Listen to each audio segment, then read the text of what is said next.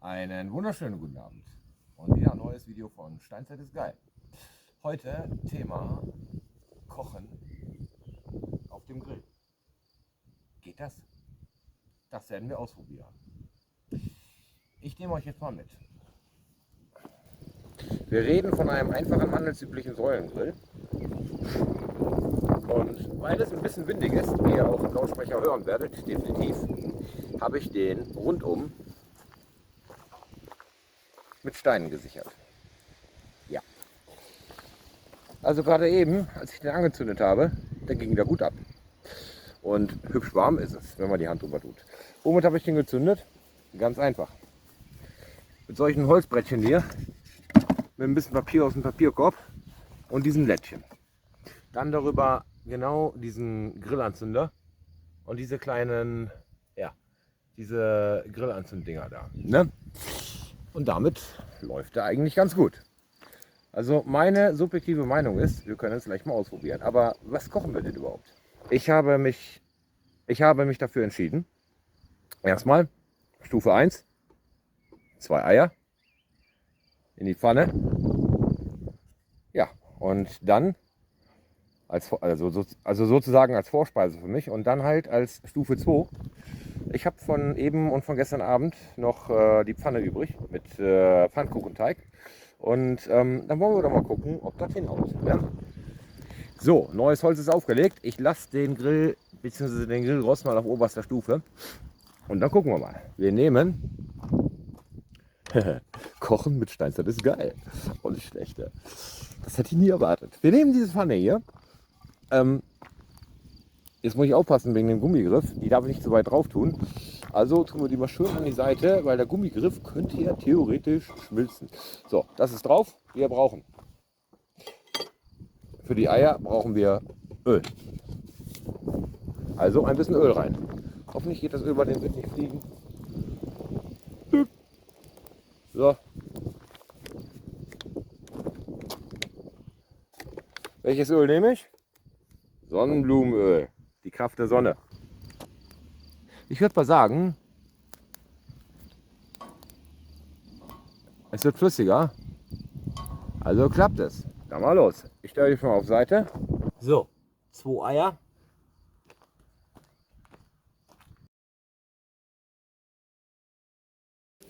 So, das ist auch für mich Premiere.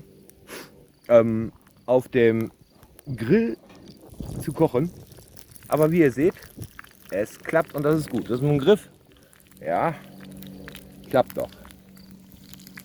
Ich hole mal eben schnell Salz. Also das ist keine Wegwerfpfanne, deswegen hatte ich ein bisschen Angst um einen Griff aus Kunststoff oder sowas. Ja, und deswegen habe ich den mal hier so, dass die Flammen da nicht so gut drankommen. Aber ihr seht, es scheint zu funktionieren. Also Stufe 1 scheint schon mal sehr gut zu klappen.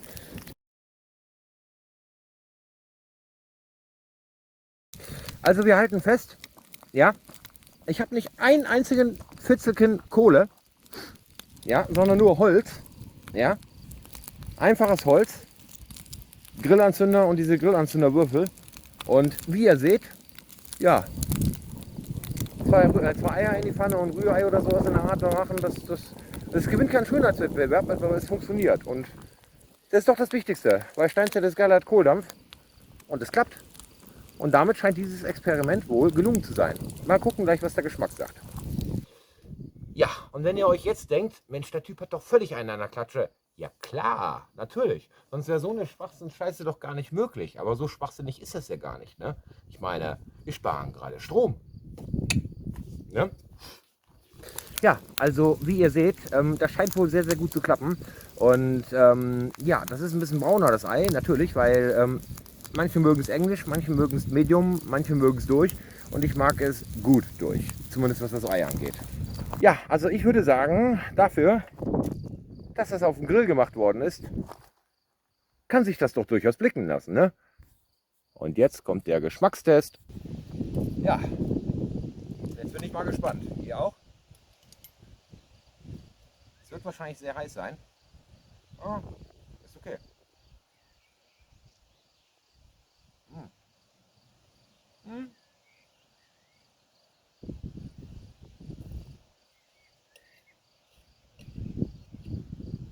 ich könnte mich täuschen, aber es schmeckt anders als aus der Pfanne vom E-Herd. Ja, nicht schlecht, aber anders.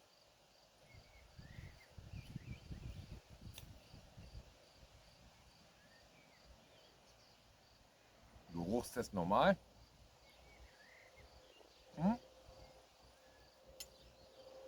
Absolut. Grill, Ei, kochen, braten, gelungen. So, ich esse mal in Ruhe auf.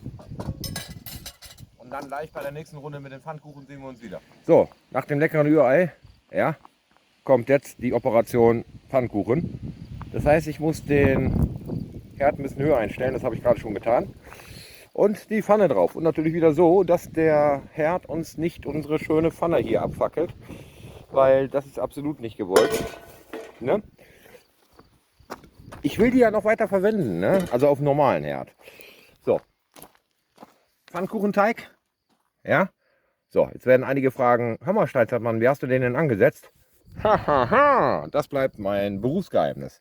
Erst dann, wenn ich am Abnippeln bin und 5 Minuten vom Tod stehe, dann verrate ich dieses Geheimnis, wie ich diesen Teig ansetze. Punkt. So, wir brauchen nicht das Sonnenblumenöl, aber wir brauchen irgendeine Margarine.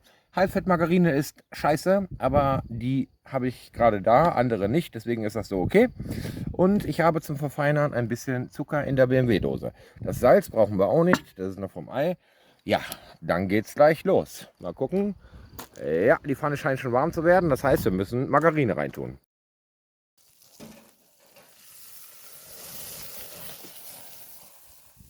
Danke. Fick dich, du Sau.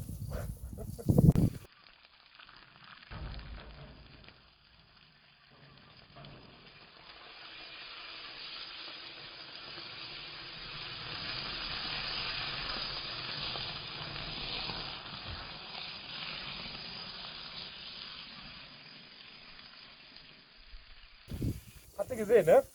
Okay.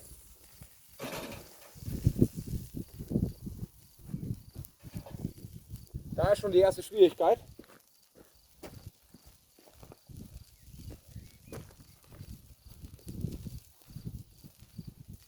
Keine Sorge, ich habe ein Feuerlöscher in der Halle. So.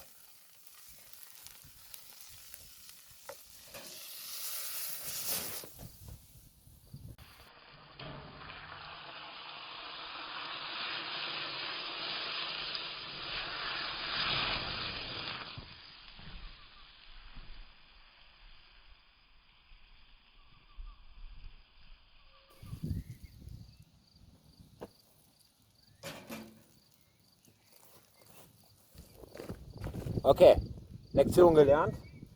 Die Fettspritzer entzünden das Fett, weil das reintropft ins Feuer. Da muss man vorsichtig sein. Also der Frosch hat noch keine Locken, das ist noch nicht ganz ausgereift. Jetzt gucken wir mal in die Pfanne rein.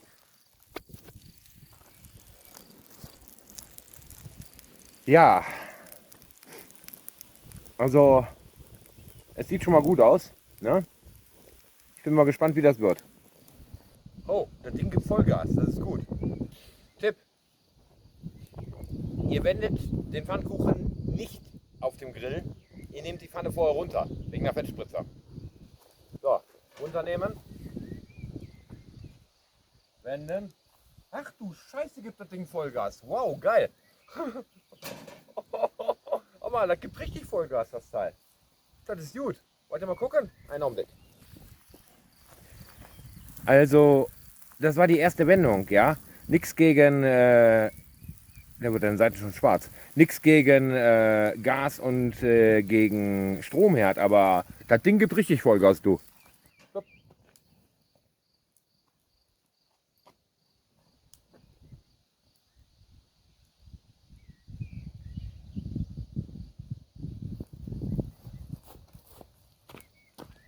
Boah, krass geil, ey. Guck mal hier, fertig. Das Vieh scheint fertig zu sein. Ich teste den jetzt mal. So, guckt hier, die eine Seite. Also ich mache das normalerweise nicht, aber ich habe gerade nur eine Hand frei und deswegen nur für euch, weil ihr dabei seid. Das ist die andere Seite. Dann wollen wir doch mal gucken, wie gut das Ding geworden ist. Wie viel Zucker nehme ich? Ich persönlich nehme immer einen halben Teelöffel. Manchmal esse ich auch Marmelade darauf oder dieses Nutella-Zeugs von Netto, das günstige. Oder was anderes Süßes. Ja, ne? Bei Pfannkuchen müssen bei mir mal süß sein. Die sind bei mir eine Süßspeise.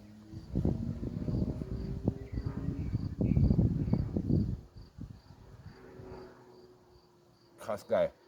Hm? Jo.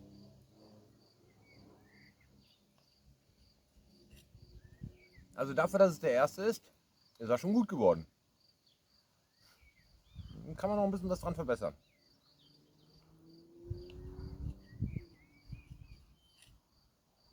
Konsistenz und Geschmack genauso wie bei Oma. Oberflächenspannung. Ja. Da kann man noch ein bisschen was dran tun. Da muss man ein bisschen rumprobieren. Ne?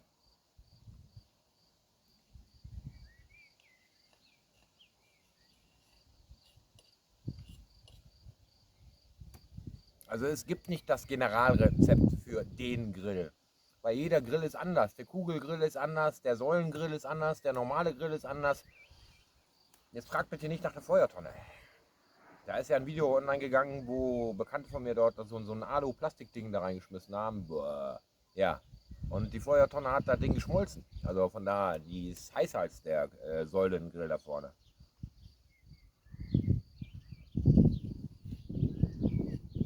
Und deswegen kann man das gar nicht so pauschal sagen. Das ist bei jedem Grill anders. Also beim Säulengrill, ja, wer so einen hat, ihr habt ja gerade gesehen, wie es geht. Es klappt.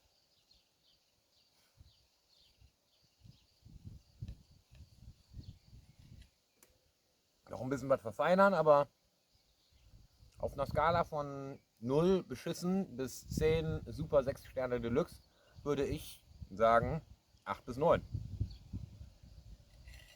Hm?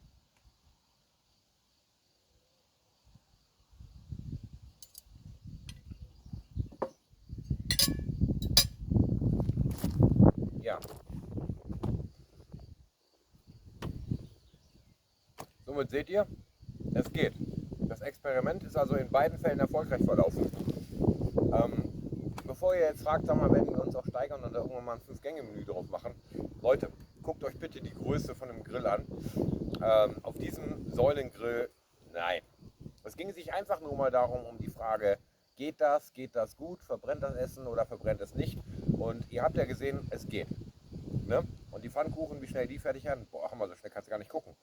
Also, war doch gut. Haben wir wieder was Schönes dazugelernt. Ne? Und wenn man mal keine Kohle da hat, jetzt habt ihr eine Idee, wie es geht, auch ohne Kohle. Ne? Aber denkt dran, der Funkenflug und so. Also bitte achtet darauf, dass ihr immer, ich habe da eine Gießkanne stehen, vielleicht hat man die eben hin und wieder mal gesehen. Achtet immer darauf, dass ihr dort mindestens eine Gießkanne oder den Gardena-Schlauch oder was auch immer stehen habt. Damit man direkt bereits im Ansatz, wenn da Scheiße passiert, löschen kann. Weil die Brandgefahr ist, besonders im Sommer, wenn es 3 Wochen nicht geregnet hat, aber bei 30 Grad war. Also diese Brandgefahr ist schon immens und ihr wollt ja nicht euch selbst und eure Nachbarn abfackeln, ne? Also aufpassen. Ja, damit sind wir durch. Ich hoffe, euch hat dieses Video gefallen. Falls ihr Fragen, Lob, Kritik, Anregungen habt, dann dürft ihr die gerne unten in den Kommentaren stellen. Ihr dürft auch gerne, wenn ihr möchtet, einen Daumen nach oben da lassen. Oder wenn ihr sagt, Alter, der Typ, der ist so krank, so gestört, aber der macht so geilen Scheiß. Ernsthafte Sachen halt, geile Sachen, hirnverbrannte Sachen, lustige Sachen, lehrreiche Sachen. Wenn ihr dieser Meinung seid, dann lasst doch einfach ein Abo da mit der Glocke, weil dann verpasst ihr gar nichts von mir. Ne? Ist eure freie Entscheidung, das müsst ihr selber wissen, wie ihr wollt, wie ihr möchtet. Das überlasse ich euch. Ich verabschiede mich von euch. Ich wünsche euch einen wunderschönen Abend, weil das müsste jetzt ungefähr so 19:45 oder so sein und da ist noch ein bisschen was Teig drin und Steinzeit ist gerade hat Kohldampf und will noch ein paar Pfannkuchen haben. Und deswegen wünsche ich euch einen schönen Abend. Ich wünsche euch allzeit Schrott- und blaulichtfreie Fahrt und euch Schrauberinnen und Schraubern da draußen. Euch wünsche ich allzeit angenehmes und flugfreies Schrauben. Bis zum nächsten Video.